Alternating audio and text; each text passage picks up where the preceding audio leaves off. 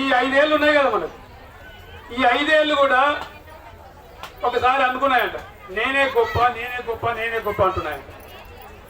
ఈ తగాద పడి బ్రహ్మదేవుని దగ్గరికి పోయి, ఈ బ్రహ్మదేవుడే సృష్టించి బ్రహ్మదేవుని దగ్గరికి పోయి, స్వామి మాకు తగాద వచ్చింది, మేమే గొప్ప అంటున్నాం మేము, ఈ తగాద మరి ఎట్లా స్వామి, మీరు సృష్టించింది కదా అంటే ఆయన బ్రహ్మదేవుడు ఆలోచన చేసి ఇది వీళ్ళతోనే చెప్పాలని చెప్పి ఆ ఏళ్ళని అడిగినట్ట.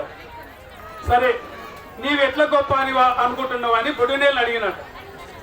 అంటే నేను గొప్ప స్వామి, ఎట్లా గొప్ప, ఏదైనా బరువు లేవట్టే ఈ నాలుగు వైపులా ఉంటుంది, నేను ఒక్కని ఒక వైపు ఉంటా, అందుకని నేనే బలమైన వాడిని స్వామి, నేనే గొప్ప అన్నది బొడినేలు.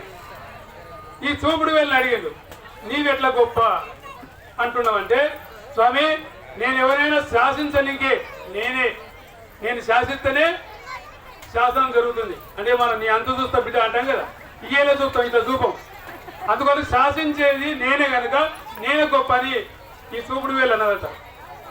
ఈ మధ్య వేలు అన్నదట, ఈ మధ్య వేలు నీవెట్లా గొప్ప అన్న మధ్యలో స్వామి నేను మధ్యలో ఉన్నా, ఈ ఇద్దరు కూడా 2 నాకు బాడీ గార్డ్స్ లాగా ఉన్నాయి, ఎవరైనా పెద్దవాళ్ళు వెళ్తుంటే మధ్యలో వెళ్తుంటారు, మిగతా వాళ్ళు పక్కకు వెళ్తుంటారు, అందువరకు మధ్యవాడినే గ్రహిస్తారు కనుక నేనే గొప్ప స్వామి, మధ్యలో ఉన్నాను, నేను పెద్దగా ఉన్నా అన్నాడు. ఈ చూపుడు వెళ్ళని అడిగినట్ట, నీవి దేంట్లో గొప్ప అని అడిగితే, స్వామి నన్ను ఏ అలంకరణకు నేను ఐశ్వర్యం, నేను ఎవరైనా బంగారం పెట్టాలంటే నా ఏళ్ళకే పెడతాను, నాకే పెడతారు, నాకు నిండితేనే పక్కోనికి పెడతారు, నేనే గొప్ప స్వామి, ఐశ్వర్యంలో నేనే గొప్ప అని చూపుడు వేలు ఇది ఉంగర వేలు అన్నది. చిటికెన వేలు అడిగినట్ట, నీవు దేంట్లో గొప్ప అని అడిగినట్టు. అంటే నాకు వాళ్ళకి సంబంధమే లేదు. అంటే ఎట్లా మరి వాళ్ళతో కలిసి ఉన్న గారు సంబంధం ఎందుకు లేదంటే, స్వామి నేను ఎప్పుడైనా కానీ పెద్దలను గౌరవించేదాంటే కానీ దేవునికి మొక్కేదాంటే కానీ ఇట్లా అన్నప్పుడు నేను ముందుంటా స్వామి నమస్కారంలో, నేనే గొప్ప అన్నాను.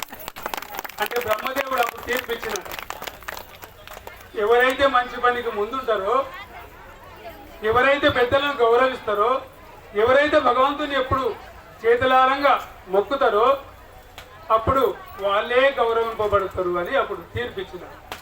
అందుకొరకు నేను గొప్ప అని ఎప్పుడు అనుకోవద్దు, ముందుండి పని చేయాలి, మంచి పనులు. అటువంటి పనికి మీరందరూ ముందుండాలని కోరుకుంటున్నాం. మనం ఈ పునర్నిర్మాణం, ఈ సూర్యదేవాల పునర్నిర్మాణం పెట్టుకున్నాం కనుక అందరం ముందుండాలి, ముందున్నప్పుడే ఈ కార్యక్రమం జరుగుతుంది. అందుకొరకే ఈ 5 సంవత్సరాలు, ఇది 6వ సంవత్సరం. మనం పోయిన సంవత్సరమే మనం ఇదే విధంగా కార్యక్రమాలు జరుపుతున్నాం. మరి ఈ కార్యక్రమాలు అయిపోతేనే మనం ఊరుకుంటున్నాం. మన నిర్మాణం ఇట్లయితే ఎప్పుడు జరుపుతాం అనుకొని దీనికి ఒక కమిటీ తయారై దీనికి ఒక అకౌంట్ ఓపెన్ చేసి దీన్ని ఒక మీటింగ్ చేసుకొని, దీని అకౌంట్ ఓపెన్ చేసిన తర్వాత ఒక మీటింగ్